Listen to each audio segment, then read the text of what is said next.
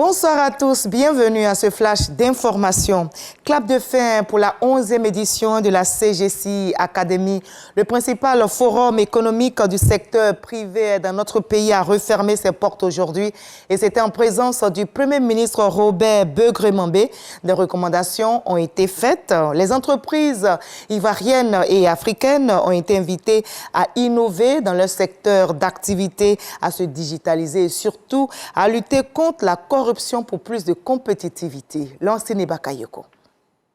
Parmi les points clés identifiés par la communauté des entrepreneurs africains présents à cette 11e édition de CGCI Academy, la cartographie des secteurs porteurs, la digitalisation, le leadership féminin, l'harmonisation de la politique fiscale, la lutte contre la corruption, notamment en matière d'attribution des marchés publics. Des chantiers à ouvrir sans délai. Pour y parvenir, il nous faut réunir notamment les conditions suivantes. Un environnement des affaires et un cadre réglementaire attractif et dynamique, de la transparence dans les règles du marché, un système de formation et un capital humain de qualité, des coûts des facteurs de production raisonnables, un accompagnement des pouvoirs publics à l'accès aux marchés internationaux, des politiques robustes de local content et un cadre institutionnel adapté pour promouvoir et faire émerger les champions nationaux. Le secteur privé ivoirien, c'est 83% des emplois formels, 90% des ressources fiscales. D'où l'attention du gouvernement vis-à-vis des opérateurs économiques. Le pays dispose aujourd'hui d'un cadre plus attractif pour les investissements privés, grâce à la révision du Code des investissements, à l'adoption de plusieurs codes sectoriels incitatifs, à la mise en place du comité de pilotage des partenariats publics-privés et à l'accélération de la résolution des litiges commerciaux à travers la création du tribunal du commerce. À cela s'ajoutent les guichets spécialisés comme le foncier, le commerce extérieur et même le paiement des factures aux fournisseurs. En vue de donner davantage de vigueur à l'appui aux entreprises, le Premier ministre Robert Begremambé envisage deux actions majeures. Premièrement, la création du guichet unique du développement des PME pour l'accompagnement et le financement des PME qui représentent 98% des entreprises formelles. Deuxièmement, l'accélération du programme économique pour l'innovation et la transformation des entreprises sous une forme plus simplifiée, afin d'identifier et de sélectionner les PME, PMI ayant le plus grand potentiel de transformation et d'impact, les futures locomotives de l'économie ivoirienne. Cette volonté politique affirmée en rajoute à l'optimisme du patronat ivoirien qui annonce dans la foulée la tenue de la 12e édition de CGCI Academy pour octobre 2024.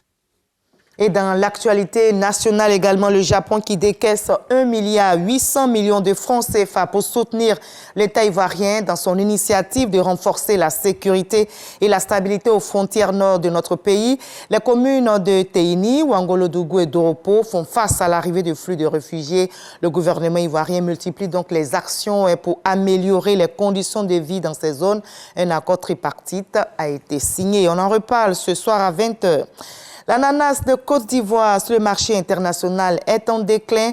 Les exportations ont baissé, mais les producteurs, notamment ceux de Beaunois, ne perdent pas espoir. Ils continuent de produire avec détermination et ils ont décidé de s'engager dans la transformation. Et cela nécessite bien sûr de gros financements. Les producteurs regroupés en fédération espèrent obtenir de l'aide de l'État de Côte d'Ivoire. Mais en attendant, ils font preuve de résilience et grâce à leur abnégation au travail, les consommateurs comme vous, comme moi, les consommateurs d'ananas, de fruits au jus, continuent de savourer leur plaisir. À l'étranger, en Guinée, c'est la fin de l'audition des parties civiles dans le procès du massacre du 28 septembre 2009. Lors de ce massacre, au moins 157 opposants du régime du capitaine Moussa Dadis Camara, à l'époque président d'une transition militaire, ont été tués dans un stade de Conakry et une centaine de femmes violées ainsi que des dizaines d'autres capturées. Bilan de ces audiences qui ont duré plus d'un an. Au total, 106 victimes entendues par le tribunal criminel pour l'organisation guinéenne de défense des droits de l'homme. C'est une étape importante qui vient d'être franchie ainsi en Guinée. Et l'Italie qui dit non au trafic de visas dans ses ambassades. Les autorités ont lancé une vaste campagne pour y mettre fin dans ses représentations diplomatiques en Afrique, en Asie et en Amérique latine. Le pays déploie ainsi sa stratégie contre l'immigration illégale. Le gouvernement italien dénonce la mise en place de véritables filières qui s'appuient sur la corruption des fonctionnaires d'ambassade. Et face à la gravité de la situation, l'Italie a suspendu provisoirement le service des visas, notamment au Congo. Et c'est la fin de ce Flash Info. Je vous retrouve avec grand plaisir à 20h. Mais juste après ce Flash Info, je vous invite à suivre l'info régionale pour avoir les nouvelles de nos très belles régions ivoiriennes. Allez, à tout à l'heure à 20h.